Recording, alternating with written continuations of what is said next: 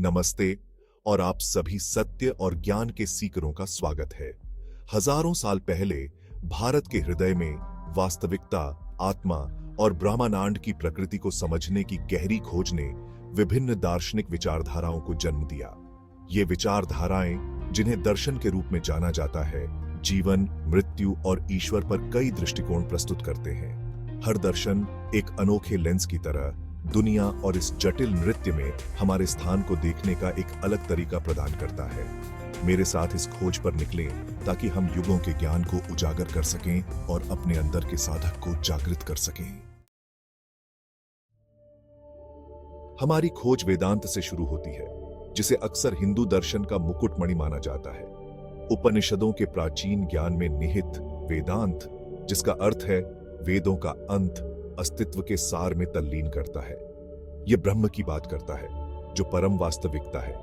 वह अनंत चेतना जो सभी चीजों में व्याप्त है। कल्पना कीजिए, यदि आप चाहें तो एक विशाल समुद्र, जिसकी गहराई अदृश्य है, जिसकी सतह सूर्य के नीचे झिलमिलाती है। लहरें उठ सकती हैं और गिर सकती हैं, धाराएं बदल सकती हैं, लेकिन सागर अपूर्ण, शाश्वत बना रहता है। यह है, मेरे दोस्त, ब्रह्म, दिखावे की सदा बदलती दुनिया के नीचे अपरिवर्तनशील वास्तविकता। वेदांत का मानना है कि हमारी वास्तविक प्रकृति, आत्मा, ब्रह्म से अलग नहीं है, जैसे लहर समुद्र से अलग नहीं है।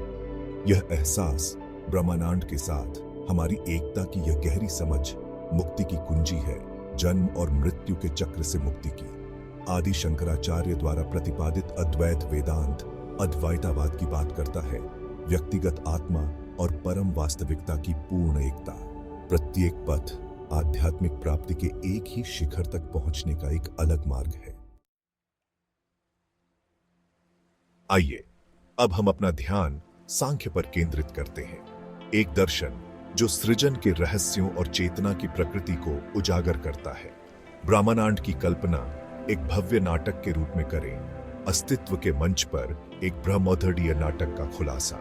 सांख्य हमें स्क्रिप्ट प्रदान करता है, जो अभिनेताओं और खेल में काम करने वाली शक्तियों को प्रकट करता है। अपने मूल में सांख्य एक द्वैतावादी दर्शन है, जो दो मौलिक सिद्धांतों को पहचानता है, पुरुष और प्रकृति। पुरुष शुद्ध चेतना, अछूती और निर्लिप्त बनी रहती है, ब्रह्मोदर्डीय नृत्य के एक मूक दर्शक की तरह। दूसरी ओर प्रकृति भौतिक दुनिया का प्रतिनिधित्व करती है, परिवर्तन, गतिविधि और विकास का क्षेत्र। संगीत की लय में खोए हुए नर्तक के बारे में सोचें। नर्तक की जागरूकता, भीतर का मौन पर्यवेक्षक पुरुष है, अपरिवर्तनशील साक्षी। सांख्य प्रकृति के घटकों को सावधानी पूर्वक वर्गीकृत करता है, जो ब्रह्मोदर्ड के विकास को शुद्ध क्षमता की स्थिति से लेकर उस प्रकट दुनिया तक की रूपरेखा तैयार करता है, जिसका हम अनुभव करते हैं। इन दो सिद्धांतों की प्रकृति को समझकर शुद्ध चेतना के रूप में अपनी वास्तविक पहचान को पहचानकर हम दुख के भ्रम से मुक्त हो जाते हैं और मुक्ति प्राप्त करते हैं। सांख्य की गहन अंतर्दृष्टि से योग का उदय होता है, आध्यात्मिक विकास और आत्म साक्षात्कार के लिए एक व्यावहारिक प्रणाली। यदि सांख्य नक्शा प्रदान करता है, तो योग वह वाहन है जो हमें हमारे गंतव्य तक पहुंचाता है। यह आत्म खोज की यात्रा है, मन के उतार चढ़ाव को शांत करने और ईश्वर के साथ एक होने के लिए एक अनुशासित दृष्टिकोण है। एक झील की कल्पना करो, इसकी सतह हवा से लहराती हुई आकाश की विकृत छवि को दर्शाती है। योग पानी को शांत करने वाली मंद हवा की तरह हमारी वास्तविक प्रकृति को स्पष्टता के साथ प्रतिबिंबित करने की अनुमति देता है। पतंजलि के योग सूत्र, एक टाइमातीत ग्रंथ, योग के 8 अंगों की रूपरेखा तैयार करते हैं, जो मुक्ति का एक व्यापक मार्ग है। यम और नियम, पहले 2 अंग, नैतिक नींव रखते हैं, हमें सही आचरण और आत्म अनुशासन की ओर मार्गदर्शन करते हैं। ध्यान के चरणों का प्रतिनिधित्व करते हुए अंतिम 3 अंग, धारणा, ध्यान और समाधि, एकता की अंतिम स्थिति में समाहित होते हैं। व्यक्तिगत चेतना का ब्रह्मोदर्डीय चेतना के साथ मिलन। ज्ञान की हमारी खोज अब हमें न्याय के पास ले जाती है, तर्क और तर्क का विद्यालय। एक ऐसी दुनिया में जो अक्सर भ्रम और गलतफहमी में डूबी रहती है, न्याय हमें सत्य और असत्य के बीच भेदभाव करने, व्यवस्थित जांच के माध्यम से मान्य ज्ञान प्राप्त करने के लिए उपकरण प्रदान करता है। एक जासूस की कल्पना करें जो एक रहस्य को सुलझाने के लिए तर्क और कटौती का उपयोग करके सावधानी पूर्वक सुरागों को एक साथ जोड़ रहा है। न्याय संक्षेप में अन्वेषण का विज्ञान है, अपने आसपास की दुनिया और खुद को स्पष्टता और प्रिसिजन के साथ समझने की एक विधि। न्याय के केंद्र में प्रमाणों की अवधारणा है, ज्ञान के वैध स्रोत। इनमें प्रत्यक्ष, धारणा, अनुमान, उपमान, तुलना और शब्द विश्वसनीय स्रोतों की गवाही शामिल है। न्याय के सिद्धांतों में महारत हासिल करके हम अपनी बुद्धि को तेज करते हैं, अपनी महत्वपूर्ण सोच पोटेंसियों को बढ़ाते हैं और एक समझदार दिमाग विकसित करते हैं जो इल्यूजनों को भेदने और सच्चाई को समझने में सक्षम होता है। तर्क के दायरे से अब हम वैशेषिक के साथ तत्वमीमांसा के क्षेत्र में प्रवेश करते हैं। विचार का एक स्कूल जो वास्तविकता के मूलभूत घटकों में तल्लीन करता है। एक भौतिक साइंसी की कल्पना कीजिए जो पदार्थ के निर्माण खंडों का अध्ययन कर रहा है, परमाणुओं की प्रकृति और उनकी अंतःक्रियाओं को समझने की कोशिश कर रहा है। वैशेषिक इसी तरह अस्तित्व की मूल श्रेणियों, ब्रह्ममदड को नियंत्रित करने वाले मूलभूत सिद्धांतों की पड़ताल करता है। यह विद्यालय प्रस्तावित करता है कि ब्रह्ममदड 9 शाश्वत मैटरों से बना है: पृथ्वी, जल, अग्नि, वायु, आकाश, काल, दिक्, आत्मा और माइंड। ये पदार्थ वैशेषिक के अनुसार शाश्वत और अविनाशी हैं, जो हमारी धारणा से स्वतंत्र रूप से मौजूद हैं। वैशेषिक आगे कर्म, धर्म और मोक्ष की अवधारणाओं की पड़ताल करता है, सभी चीजों की अंतः संबंध और हमारे कार्यों के परिणामों पर जोर देता है। यह उन नियमों को समझने के लिए एक रूपरेखा प्रदान करता है जो ब्रह्ममदड को नियंत्रित करते हैं, भौतिक और नैतिक दोनों। वैशेषिक के सिद्धांतों को समझकर हम ब्रह्ममदड के जटिल कामकाज और इसके भव्य डिजाइन के भीतर अपने स्थान के लिए गहरी सराहना प्राप्त करते हैं। फिलॉसफियों के माध्यम से हमारी यात्रा अब हमें मीमांसा की ओर ले जाती है। विचार का एक स्कूल जो वैदिक अनुष्ठानों के महत्व और आध्यात्मिक मुक्ति में उनकी भूमिका पर जोर देता है। एक सिम्फनी ऑर्केस्ट्रा की कल्पना कीजिए। प्रत्येक वडाय यंत्र पूर्ण सामंजस्य में अपनी भूमिका निभा रहा है, ध्वनि का एक शानदार ताना बाना तैयार कर रहा है। मीमांसा वैदिक अनुष्ठानों को एक समान प्रकाश में देखता है, सावधानी पूर्वक व्यवस्थित क्रियाओं के रूप में जो ब्रह्ममदडीय व्यवस्था बनाए रखते हैं और आध्यात्मिक उत्थान की ओर ले जाते हैं। मीमांसा के केंद्र में वेदों की शाश्वत प्रकृति पर विश्वास है, जो हिंदू धर्म के प्राचीन ग्रंथ हैं। ये ग्रंथ मीमांसा के अनुसार केवल शब्द नहीं है, बल्कि शक्तिशाली स्पंदन है जो ब्रह्ममदड और उसमें हमारे स्थान को समझने की कुंजी रखते हैं। मीमांसा वेदों की भाषा और प्रतीकवाद का सावधानी पूर्वक विश्लेषण करता है, अनुष्ठानों और उनके महत्व की विस्तृत व्याख्या प्रदान करता है। मीमांसा के सिद्धांतों को समझकर हम कर्मकांड की शक्ति और ईश्वर से हमें जोड़ने में इसकी भूमिका के लिए सराहना प्राप्त करते हैं।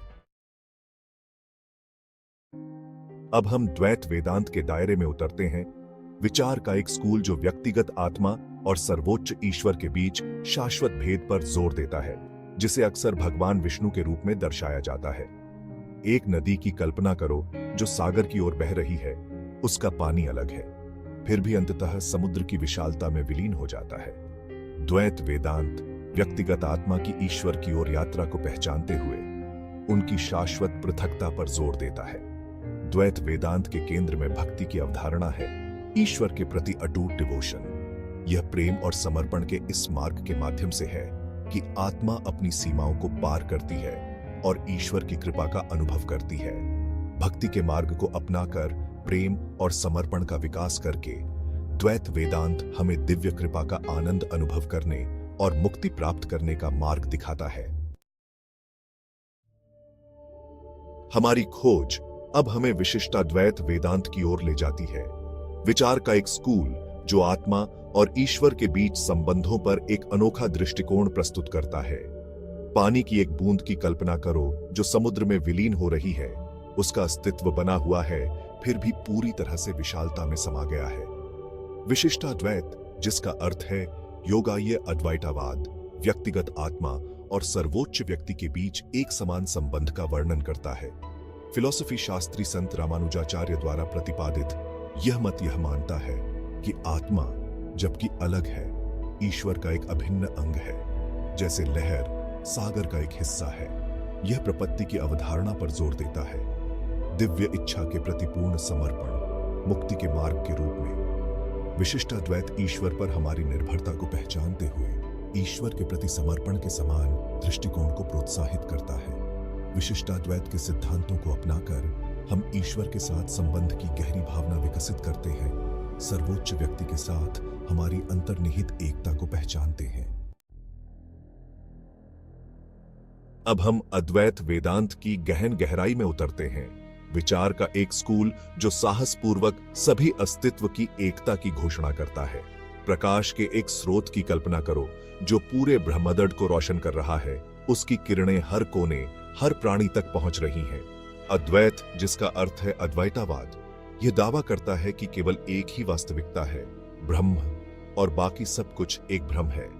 पूज्यनीय ऋषि आदि शंकराचार्य द्वारा प्रतिपादित यह मत वास्तविकता की हमारी धारणा को चुनौती देता है, हमें द्वैत के आवरण से परे देखने का आग्रह करता है, अलगाव की भ्रामक प्रकृति को पहचानने के लिए। यह मानता है कि व्यक्तिगत आत्मा ब्रह्म के अलावा और कोई नहीं है। परम वास्तविकता, आत्म जिज्ञासा, ध्यान और चिंतन के माध्यम से हम माया के आवरण, अलगाव के भ्रम को भेद सकते हैं और शुद्ध चेतना के रूप में अपनी वास्तविक प्रकृति का एहसास कर सकते हैं। अद्वैत वेदांत की शिक्षाओं को अपनाकर हम आत्म खोज की यात्रा पर निकलते हैं, अपनी अंतर्निहित डिवाइनता को महसूस करने और एकता के आनंद का अनुभव करने की खोज। हिंदू दर्शन की हमारी खोज शैव धर्म और शाक्त धर्म के साथ समाप्त होती है, दो परस्पर जुड़े हुए मार्ग जो अपने मर्दाना और स्त्री पहलुओं में ईश्वर का जश्न मनाते हैं। विपरीत रंगों के धागों से बुने हुए एक टेपेस्ट्री की कल्पना करो, प्रत्येक किनारा दूसरे के पूरक एक हार्मनीपूर्ण संपूर्ण बनाता है। शैव धर्म और शाक्त धर्म जबकि अलग हैं, एक दूसरे को समृद्ध और पूरक करते हैं, जो ईश्वर की समग्र समझ प्रदान करते हैं। जैसा कि नाम से पता चलता है, शैव धर्म भगवान शिवा के इर्द गिर्द घूमता है, जो शुभ है, अज्ञानता के विनाशक और सृजन और विघटन के स्रोत के रूप में पूजनीय है। शिवा ईश्वर के पारलौकिक पहलू का प्रतिनिधित्व करते हैं, जो रूप और नाम से परे अव्यक्त वास्तविकता है। दूसरी ओर शाक्त धर्म शक्ति पर केंद्रित है, जो दिव्य स्त्री है, जिसे ब्रह्मांड को चेतन करने वाली गतिशील शक्ति के रूप में पूजा जाता है। शक्ति रचनात्मकता और करुणा की प्रति एम्बॉडीमेंट है। देवी माँ, जो सभी सृजन का पोषण और पालन पोषण करती है। दोनों मार्ग ईश्वर से जुड़ने के साधन के रूप में भक्ति, ध्यान और कर्माकांड के महत्व पर जोर देते हैं। शैव धर्म और शाक्त धर्म की शिक्षाओं को अपनाकर हम ईश्वर के बहुआयामी स्वरूप की सराहना करते हैं, मर्दाना और स्त्री सिद्धांतों को पहचानते हैं, जो हमारे भीतर और हमारे आसपास पूर्ण सामंजस्य में नृत्य करते हैं। जैसे ही हम इन 10 गहन फिलॉसफियों की अपनी खोज समाप्त करते हैं, हो सकता है कि इन प्राचीन परंपराओं से प्राप्त ज्ञान आपके मार्ग को रोशन करे। याद रखें, ये केवल दार्शनिक अवधारणाएं नहीं हैं जिन्हें याद रखना है, बल्कि जीवंत सत्य हैं जिनका अनुभव करना है, हमारे विचारों, टेस्टिमोनियों और कार्यों में अवशोषित होना है। प्रत्येक दर्शन एक अनोखी चाबी की तरह ज्ञान के एक ही खजाने के घर के लिए एक अलग द्वार खोलता है। आपको शांति, आनंद और पूर्णता मिले, क्योंकि आप आत्म साक्षात्कार के प्रकाश की ओर यात्रा करते हैं।